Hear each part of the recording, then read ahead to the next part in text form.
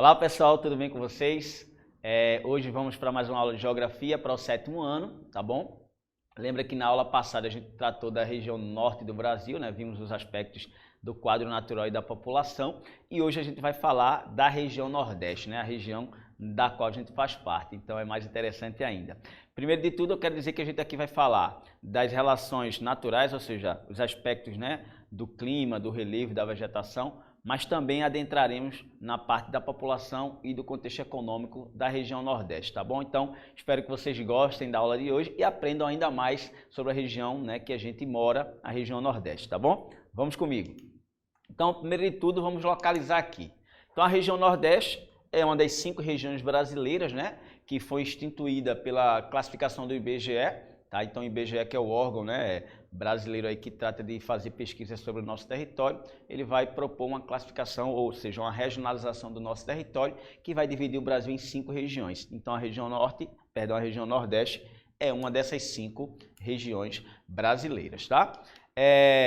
A região Nordeste, de um modo geral, apresenta uma grande variedade, né? Ou seja, você tem uma região muito diversificada em termos culturais, naturais, populacionais, econômicos e, logicamente, a gente tem algumas informações que precisam ser tratadas aí, né, como importantes, sobretudo essa grande variedade, né, da nossa geografia, ou seja, os aspectos geográficos que a gente observa na região Nordeste, né, fazem com que ela possa ser subdividida em regiões menores, ou seja, essa variedade, né, ela vai ser marcadamente observada quando a gente perceber que também a região Nordeste, sendo uma das 5 regiões brasileiras, também se subdivide, né? Então, interessante, o Brasil se divide em 5 regiões, o Nordeste é uma delas, e quando a gente vai estudar especificamente a região Nordeste, vamos perceber que também essa região, né, por sua diversidade, ela vai ser dividida também em parcelas ou menores, territórios menores. A gente vai ver isso ao longo da aula. Então, antes de tudo, vamos ver alguns dados aqui da região Nordeste. Primeiro, é a 2ª região mais populosa do Brasil, tá? Com mais de 57 milhões de habitantes, ficando atrás apenas da região Sudeste, que tem, né, cerca de 90 milhões de habitantes. Em relação à questão econômica, a gente tem uma renda per capita, ou seja, uma renda por pessoa na região Nordeste que é de cerca de R$ 887, né? Então você tem aí uma renda per capita baixa, pequena. E isso não é por acaso, a gente sabe que historicamente a região Norte e Nordeste do Brasil são as regiões que mais sofrem com o contexto econômico e social, né? Você tem muita pobreza, muita miséria nessas 2 regiões, tá? A gente tem uma densidade demográfica de 39,64 habitantes por quilômetro quadrado, é uma densidade demográfica, pequena, tá? Em se tratando do Brasil, e lógico, a região Sudeste é a que apresenta a maior densidade demográfica. O PIB, ou Produto Interno Bruto da região Nordeste, segundo dados de 2019, chegou à marca de 360 bilhões de reais, então é um número bem expressivo, tá? Nesse contexto do PIB, vamos destacar os estados da Bahia, Ceará e Pernambuco que mais colaboraram para esse PIB, tá certo? E em relação ao IDH, o Índice de Desenvolvimento Humano, a região Nordeste se enquadra aí no Índice de Desenvolvimento Humano médio com 0,659.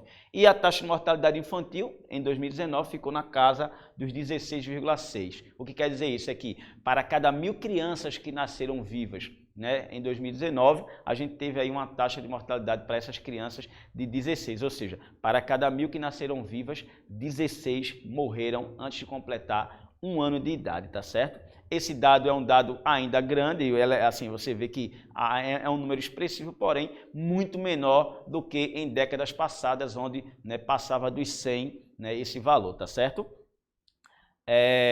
Em se tratando dessa questão da densidade demográfica, como eu falei para vocês, eu trouxe aqui a tabelinha para mostrar. Então, a região Sudeste, com quase 90 milhões de habitantes, né? Então, a densidade demográfica aí, cerca de 94 habitantes por quilômetro quadrado, e a região Nordeste, com 57 milhões e uma densidade demográfica de 36 habitantes por quilômetro quadrado, tá bom? Lembrando que a menor densidade demográfica do Brasil é da região Norte, com apenas 4,7 habitantes por quilômetro quadrado, porque a gente tem uma população relativamente pequena para a região norte em comparação ao total da área ocupada, né? Então a região norte tem quase 4 milhões de quilômetros quadrados e uma população de apenas 18 milhões de pessoas, tá certo? E lembrando que a densidade demográfica, para ser calculada, leva em consideração exatamente o total de habitantes e a extensão territorial.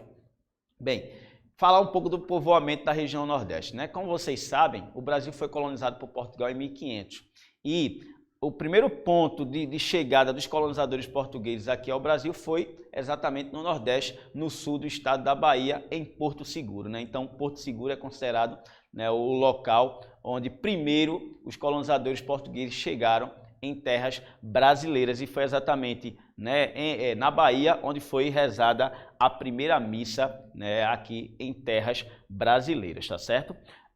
Ao longo, logicamente, do século XVI, o processo de colonização foi se intensificando, né? A partir de 1530, o rei de Portugal determinou, de fato, a colonização do território, até porque havia ameaça de invasão do nosso território por parte de outros povos europeus, como os franceses, por exemplo. Então, isso fez com que houvesse a necessidade, por parte de Portugal, de ocupar, de fato, o território, né? E aí a gente tem, a priori, a chegada do colonizador aqui, né, tinha como principal objetivo explorar as riquezas, descobrir novas rotas comerciais, e o primeiro produto a ser explorado em terras brasileiras, como vocês sabem, foi o pau-brasil. Posteriormente, a gente tem a introdução do cultivo de cana-de-açúcar, que basicamente foi aí, né, a mola propulsora da atividade econômica do território brasileiro, né? A primeira grande atividade econômica praticada em terras brasileiras foi o cultivo de cana, e nesse contexto, no século XVI, sobretudo, a região Nordeste era o centro econômico do Brasil por conta dessa atividade, tá certo?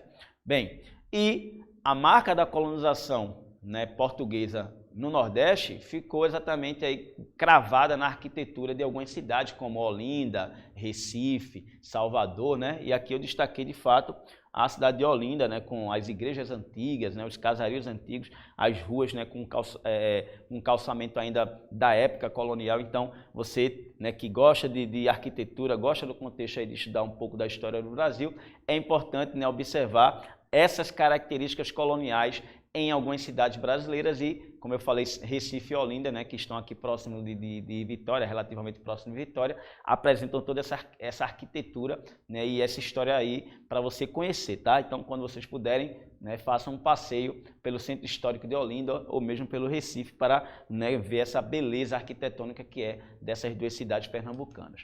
Bem, agora falando dos aspectos do quadro natural, a gente tem o seguinte: o relevo da região Nordeste ele vai ser marcado, né, por um processo intenso de erosão que atuou sobre a superfície ao longo do tempo. A gente tem algumas áreas elevadas, né, como o próprio Planalto da Borborema, que é, vamos dizer assim, um grande destaque no sentido, né, de uma área mais elevada. Outras áreas, como a Chapada Diamantina, também se destacam pela sua altitude, mas aí, a grosso modo, a gente tem baixas ou modestas altitudes em territórios da região Nordeste. Nesse mapa aqui a gente está destacando as áreas mais elevadas com cores mais escuras, né? Então as cores que estão aí com uma tonalidade mais laranja ou vermelha são áreas com maior altitude. Então destaca aqui para a Chapada Diamantina, né? Nesse ponto com área mais vermelha.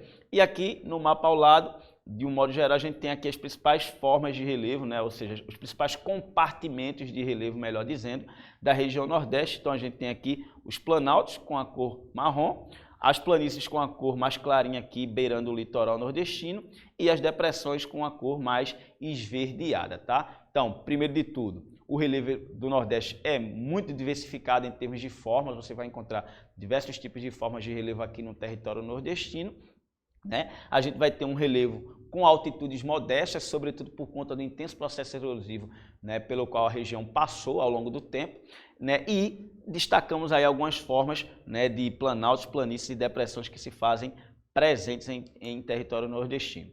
Aqui nessa primeira imagem, aqui o destaque para a área de ocorrência do Planalto da Borborema, que é uma das áreas mais soerguidas da região Nordeste. Essa área soerguida, ela representa uma área que sofreu grandes processos tectônicos no passado, né? Desde o pré-cambriano, há 1 bilhão de anos atrás, essa região sofreu, né, grandes impulsos tectônicos, né, de forças internas do interior da Terra. e que fizeram com que a área sofresse um soerguimento, ou seja, a área sofreu uma elevação, e aí, a partir do momento em que ocorreram os processos tectônicos, né, os processos internos da Terra que levaram a essa movimentação vertical, ou seja, a subida do terreno, você tem a atuação do processo erosivo, né, causando aí, né, o rebaixamento do terreno, tá? E aqui, de novo, destaque para as formas, planaltos, depressões e planícies. E eu quero aqui mostrar mais uma vez, né, um outro mapa de hipissometria, ou seja, de altitude do relevo. E destacando mais uma vez, os pontos mais elevados estão aqui com a cor mais escura, tá certo? Bem, agora veja esse perfil aqui feito no Nordeste, na altura do estado do Maranhão até mais ou menos o estado de Pernambuco. Se você fizer esse traçado de A até B, o que é que você vai encontrar em termos de compartimentação de relevo na região Nordeste? Vamos ver aqui, ó. Então, fazendo esse caminho de Recife, vamos supor assim, até São Luís, no Maranhão, vamos supor, não é exatamente o caso, mas, né, de Pernambuco ao Maranhão, a gente vai encontrar essas compartimentações, ou esses compartimentos principais. Então, a gente tem aqui o oceano, né, passando daqui, o oceano. Então a gente vai ter uma área litorânea formada por planícies e tabuleiros, onde você tem as falésias, mais próximo aí ao agreste você tem um Planalto da Borborema com suas feições mais soerguidas, né, áreas mais elevadas. Passando o Planalto da Borborema, a gente vai entrar na área da depressão sertaneja. Aqui a gente já vai estar, de fato, né, numa área mais deprimida que sofreu intenso processo erosivo ao longo do tempo. Aqui você vai encontrar nessa parte amarela, né, os planaltos e chapadas da bacia do Parnaíba, que é um dos mais importantes rios da região Nordeste. Então, ou seja, num contexto aí de você fazer uma viagem, né, percorrendo de leste a oeste o território da região Nordeste, você vai encontrar, a grosso modo, esses compartimentos, tá bom? Partindo do litoral até o interior da região, beleza? Aqui eu destaquei algumas formas de relevo que a gente vai encontrar na região Nordeste. A primeira, a gente vai ter aqui as planícies, né, litorâneas e as falésias, e sobretudo as falésias, elas trazem um charme, uma beleza diferenciada para a nossa região. Todo mundo que viaja para a região Nordeste, né, ela vai lembrar dessas imagens, dessas falésias, né, que são basicamente áreas que se destacam pela sua altitude em relação ao litoral, né? Então você tem uma cota de altimetria bem distinta, né? Então a praia está aqui, então veja que há um paredão bem abrupto, né, bem elevado, tá? Então você vai encontrar em alguns estados brasileiros como Ceará, Rio Grande do Norte, Paraíba, a gente vai encontrar muito dessas falésias aqui na região Nordeste, tá? Então a falésia é uma típica forma de relevo que a gente vai encontrar no litoral nordestino, ok? Aqui o Planalto da Borborema, né, com suas áreas soerguidas, pontos que podem ultrapassar aí os 1000 metros de altitude, tá? Aqui a Chapada Diamantina, que é um dos mais importantes cartões postais da região Nordeste e uma das regiões que mais recebem turistas no território nordestino.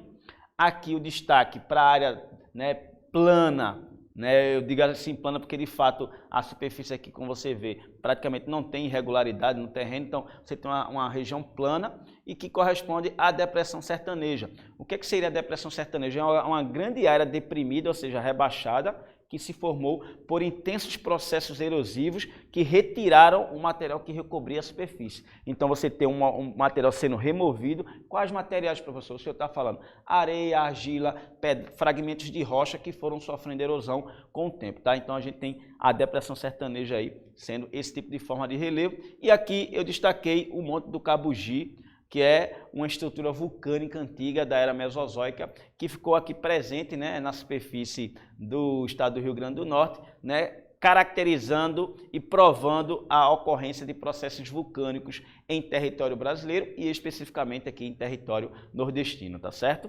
Então, algumas formas aqui destacadas, lembrando que o relevo da região Nordeste é muito diversificado. Com relação à hidrografia, destacar a questão de que os rios na região Nordeste, de um modo geral, sobretudo aqueles que ocorrem na região semiárida, são intermitentes, tá? Então a gente tem uma grande parte dos rios intermitentes. O que seria um rio intermitente, pessoal? Lembra, rio intermitente é aquele rio que seca no período de estiagem em que as chuvas aí, né, não se fazem presentes, tá? Então a gente tem aqui os principais canais ou rios presentes na região, e eu vou dar o destaque aí para o Rio Parnaíba, o Rio São Francisco e o Tocantins-Araguaia, que pegam um pouquinho aqui, um trechozinho do estado do Maranhão. Mas, sobretudo, o São Francisco e o Parnaíba são os rios mais importantes da região Nordeste, tá certo? Nesse sentido, é importante destacar, por exemplo, o Rio São Francisco, ele teve uma grande importância para o processo de povoamento do interior da região Nordeste, né? Então, por exemplo, a atividade pecuária que se desenvolveu na região Nordeste a partir do processo de colonização, ele vai seguir, a pecuária vai seguir exatamente o rio, né? Então, muitos historiadores, né, e pesquisadores tratam o Rio São Francisco como o Rio dos Currais, porque no contexto histórico de ocupação do interior do Nordeste, né, a pecuária vai exatamente ser orientada ou vai penetrar o interior do continente através desse rio, tá certo? Bem, destaque aqui para o Rio São Francisco e, né, duas fotografias que retratam um pouco da paisagem, né, atrelada a esse rio. Primeiro aqui o Cânion do São Francisco, né, que também é um ponto muito visitado, um ponto turístico muito visitado, que você pode ir até Xingó, né, que fica em Alagoas, para conhecer esse cânion, fazer passeio de catamarã e fazer inclusive mergulho. E aqui, né, o Rio São Francisco, que sofre, né, com impactos aí gerados pela ação do processo de urbanização. Mesmo assim, ainda você tem atividades sendo praticadas nesse rio, como a própria pesca, que é algo comum, né, ao longo do seu curso, tá? Lembrando, o Rio São Francisco nos últimos anos ele tem sofrido aí com o processo de assoreamento. O que é que seria o assoreamento? Seria o acúmulo de material sedimentar no seu leito. E esse processo de assoreamento ele só vai acontecer porque você tem o processo de erosão acontecendo nas margens. Então, a erosão seria a retirada do material, fragmentos de rocha, areia, argila, matéria orgânica das margens do rio, e esse material vai ser carreado até a parte mais funda e isso gera o assoreamento que faz com que o rio fique cada vez mais raso, né? Então a lâmina de água, ou seja, a coluna de água vai ser cada vez menor e isso prejudica demais a dinâmica do próprio rio e acaba desequilibrando o ecossistema fluvial, né?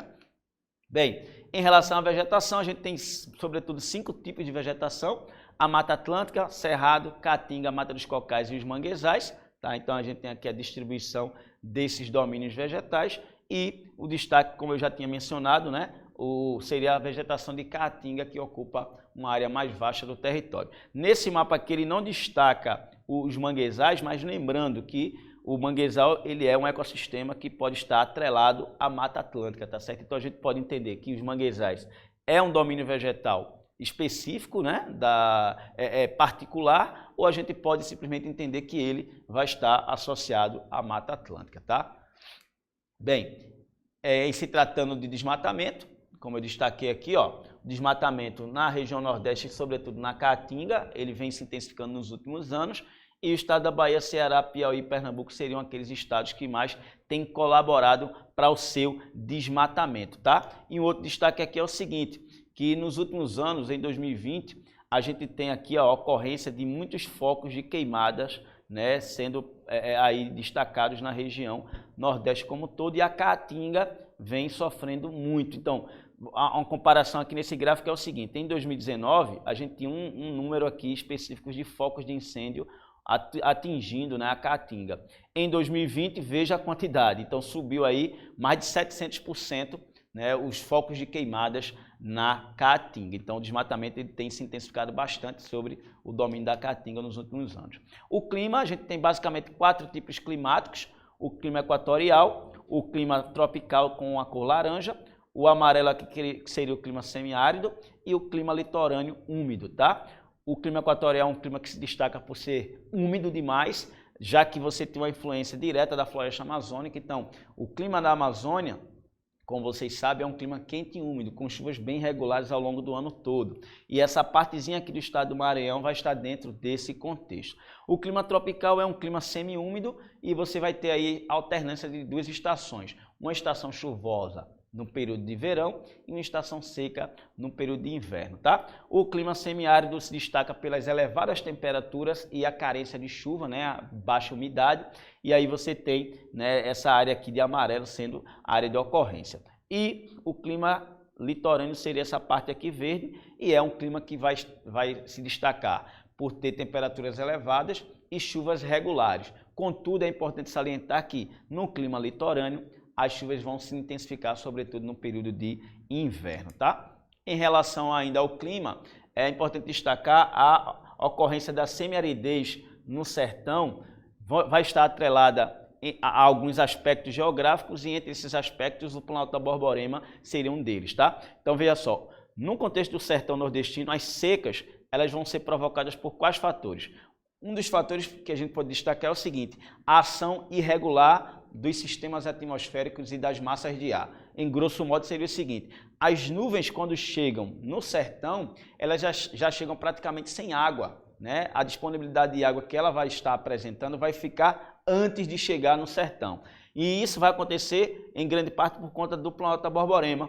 Então as nuvens com chuva se desenvolvem aqui no litoral, se deslocam em direção ao interior dos estados da região Nordeste e aí encontra o Planalto da Borborema que funciona como uma barreira, né, orográfica. Então a nuvem úmida vai encontrar esse planalto, ela vai ser obrigada a subir e quando ela sobe, ela vai despejar a chuva.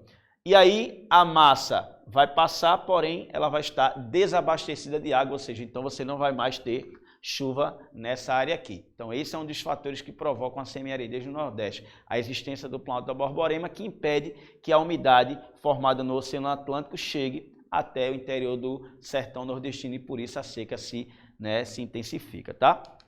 Bem, e aí algumas fotos que retratam esse contexto, ou seja, a seca ela vai ser um empecilho gigantesco para o desenvolvimento regional e que acaba colaborando para a morte de animais e a dificuldade grande na vida da população de um modo geral, tá bom?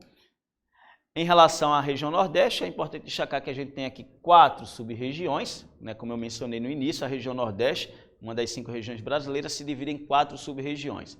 Zona da Mata, Agreste, Sertão e Meio Norte. De um modo geral, veja só, a Zona da Mata é a região, né, localizada próxima ao litoral, com clima úmido, vegetação de Mata Atlântica seria a predominante e é a área mais povoada da região Nordeste, né, cerca de 80% da população da região Nordeste vai estar concentrada na Zona da Mata, que é onde, por conseguinte, ocorrem as maiores cidades, as principais capitais da região.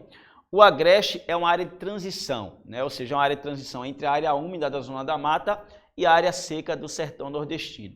Sendo a área de transição, você vai ter aspectos naturais que são típicos da Zona da Mata, mas também você vai encontrar, né, aspectos naturais que são típicos do sertão. Isso no que se refere ao clima e também no que se refere à vegetação, solo e etc. Tá? O sertão se destaca, como vocês sabem, pela questão do clima seco, semiárido, ausência de chuva e a vegetação de caatinga, que é adaptada a essa condição de seca que a gente já mencionou. E o meio norte seria uma área de transição entre o sertão e a região da floresta amazônica, e aí é onde a gente tem a ocorrência, por exemplo, da mata dos cocais, formada, né, por babaçu e carnaúba, que são plantas aí típicas da região, né, que são palmeiras, tá? Então a gente tem 4 sub-regiões na região Nordeste, beleza? Em relação aos aspectos populacionais, como a gente já mencionou anteriormente, a gente tem mais de cerca de 57 milhões de habitantes e aqui a gente tem os estados, né? Em destaque de cara, a gente vai ver aqui o estado da Bahia, que em 2010, né, no último censo, ele tinha mais de 14 milhões de habitantes, e o segundo estado mais populoso da região Nordeste seria o estado de Pernambuco, com cerca de 9 milhões de habitantes, e em seguida o Ceará, com cerca de 8 milhões de habitantes. No ano de 2020, a estimativa não mudou tanto, então a Bahia continuou com 14 milhões, né, quase 15 na verdade, Pernambuco aí 9,6 milhões e o Ceará com 9,1 milhões. Então, Bahia, Pernambuco e Ceará são os estados mais populosos da região Nordeste, tá certo? Em relação à densidade demográfica, a densidade demográfica vai mostrar aqui o seguinte, ó, as áreas com a cor mais escura são áreas com maior aglomeração populacional e, consequentemente, como eu falei do estado da Bahia, Pernambuco e Ceará, as regiões metropolitanas de Salvador, Recife e Fortaleza também são as regiões com maior densidade demográfica na região Nordeste, tá? Então lembra, as áreas com cor mais amarelas clarinhas seriam as áreas com menos densidade demográfica, as áreas com as cores mais vermelhas são áreas com maior densidade demográfica. Em relação à economia, a região Nordeste, assim, ao longo do tempo, se destacou, né, pela atividade agropecuária como sendo a mola forte da economia. Nos últimos anos, sobretudo nas últimas 2 décadas, os investimentos têm se intensificado na região e faz com que ocorram, né, diversos polos, né, econômicos aí distribuídos por toda a região. A gente vai poder destacar, por exemplo, no contexto da economia do Nordeste, é o seguinte: primeiro, o PIB. 14% do PIB brasileiro vai ser exatamente correspondente às atividades desenvolvidas na região Nordeste, dados de 2018, tá? Então, em 2018, de toda a riqueza produzida pelo Brasil, cerca de 14% vinha da região Nordeste. A gente pode destacar aqui as atividades, né, agropecuária. Então, no caso da agricultura, a gente tem, por exemplo, na zona da mata, a monocultura da cana, que sempre se destacou como sendo a principal atividade econômica praticada aqui. Mas além da atividade relacionada à cana, a gente tem hoje, né, a atividade industrial, que é muito importante na zona da mata, né, sobretudo, por exemplo, no estado da Bahia, o polo petroquímico de Camaçari, né, um destaque. O polo econômico também em Suape, né, ou seja, a região industrial de Suape, portuária, que também pode ser aí um destaque, e o Porto de Pecém, no Ceará, que também é uma área industrial importante. No que se refere à pecuária, os principais rebanhos são caprinos e bovinos, né? Se bem que a gente tem também nos últimos anos a carcinocultura se destacando muito na região, sobretudo no sertão nordestino. Em relação à pecuária, a gente pode destacar o seguinte, que na zona da mata a gente tem a cana, no Agreste, como é uma área de transição, predomina a atividade de policultura, né? Ou seja, a gente tem cultivos, né, de alimentos que vão sobretudo abastecer a zona da mata, tá? No sertão, o destaque vai para a agricultura de subsistência, que vão atender as populações locais, e atualmente a gente tem a agricultura irrigada, que se desenvolve em alguns polos e alguns pontos da região Nordeste, como por exemplo o polo de agricultura irrigada de Petrolina, que é um dos mais importantes. A região do São Francisco, no semiárido do São Francisco, hoje pode ser considerada a Califórnia brasileira por conta do grande desenvolvimento agrícola relacionado ao contexto da agricultura irrigada, né, cultivo de frutas como uva, né, por exemplo, que vão servir tanto para a produção de vinho, suco e também para o consumo mesmo, né, da população, tá? Uma outra atividade econômica importante que a gente não pode deixar de mencionar é o turismo. A região Nordeste recebe muitos turistas e isso se deve sobretudo ao contexto das praias, né? A gente sabe que as praias nordestinas são conhecidas no mundo todo, inclusive, tá? Bem, é importante destacar o seguinte, que nos últimos anos, sobretudo a partir de 2013, a gente teve grandes investimentos na região, tá? E esses grandes investimentos, né, provocaram aí, por exemplo, o processo de migração da população nordestina, né, para a própria região. Como assim, professor? Lembra que historicamente a região Nordeste foi uma região que a população saía de lá. Bem, a partir do século XVIII, né, século XIX, com o surgimento da produção de borracha na Amazônia, muitos nordestinos se deslocaram para essa atividade de exploração da borracha na Amazônia, tá?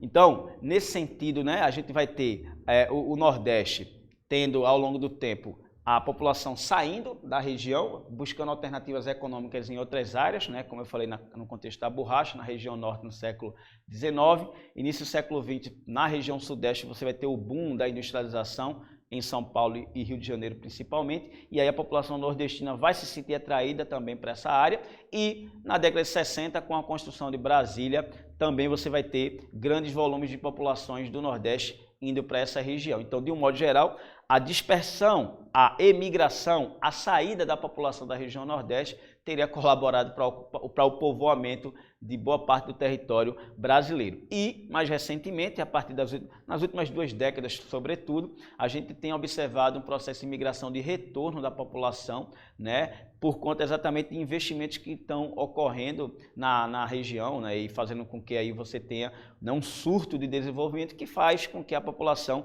que um dia saiu da região agora retorne para a sua área de origem, tá certo? E aqui o destaque para os investimentos federais, né, em 2011. Então, você vê aqui que no Nordeste a gente tem, ao longo do tempo, né, baixos investimentos, mas que nos últimos anos esses investimentos têm se intensificado. Então, os estados aqui da Bahia, né, o estado do Ceará e o estado de Pernambuco, mais uma vez, lideram esses investimentos, né, recebendo bastante investimento nos últimos anos e por isso mesmo é que esses estados se destacam como os mais importantes da região, tá bom? Um outro tópico aqui que é importante tratar, que está relacionado ao contexto da economia, seria o contexto do semiárido e o polígono das secas. Lembra que a seca é algo comum na região Nordeste como um todo e essa seca acaba prejudicando bastante, né, a vida da população local. Lembrando que o semiárido nordestino é a região mais densamente povoada do planeta. A região semiárida do planeta mais povoada é a região Nordeste, tá? Então, assim, se a gente pega todo o mapa de áreas semiáridas no mundo, áreas secas no mundo, e vai observar o contexto demográfico, populacional, a gente vai perceber que o Nordeste se destaca por esse contexto, tá? É uma área semiárida, mas ela é uma área bastante povoada. Então, como tem muita gente, a seca acaba, né, atrapalhando e prejudicando muito a vida das pessoas, tá? E para evitar ou reduzir um pouco esses impactos gerados pela seca, né, foi desenvolvido nos últimos anos um projeto de transposição das águas do Rio São Francisco, que consiste basicamente no seguinte: você construir canais para levar a água do Rio São Francisco para abastecer rios, né, em outras partes da região Nordeste. Então a gente vai ter aqui a construção de canais partindo do Rio São Francisco até outras áreas onde você tem, né, secas muito mais intensas, principalmente no estado da Paraíba, no estado do Ceará, né, e alguns trechos também do território do estado de Pernambuco, tá bom? E aí, pessoal, a transposição ela vai exatamente fazer com que a água do Rio São Francisco seja transportada por esses canais até determinadas localidades da região Nordeste em que a seca ela é muito mais severa e que a população dispõe de menos recursos hídricos, tá? Então, essa seria uma saída, uma alternativa vista como positiva por alguns, né? Porque aí você vai ter a população sendo atendida nesse sentido da água. Por outro lado, alguns especialistas apontam que essa transposição acabaria trazendo prejuízos naturais, ambientais para o próprio rio, para a própria dinâmica fluvial do Rio São Francisco, tá certo? Bem, chegamos ao final de mais uma aula de geografia, né, para a turma do 7º ano. Hoje a gente estudou, né, aspectos aí da geografia da região Nordeste. Vimos aí como é que seria basicamente o panorama do quadro natural, né, do contexto demográfico, né, populacional e também da economia. Espero que vocês tenham gostado, tenham aproveitado, aprendido muito sobre essa aula de hoje e a gente se vê na próxima aula, né, nesse mesmo canal, nesse mesmo horário, tá certo? Fiquem com Deus e até a próxima.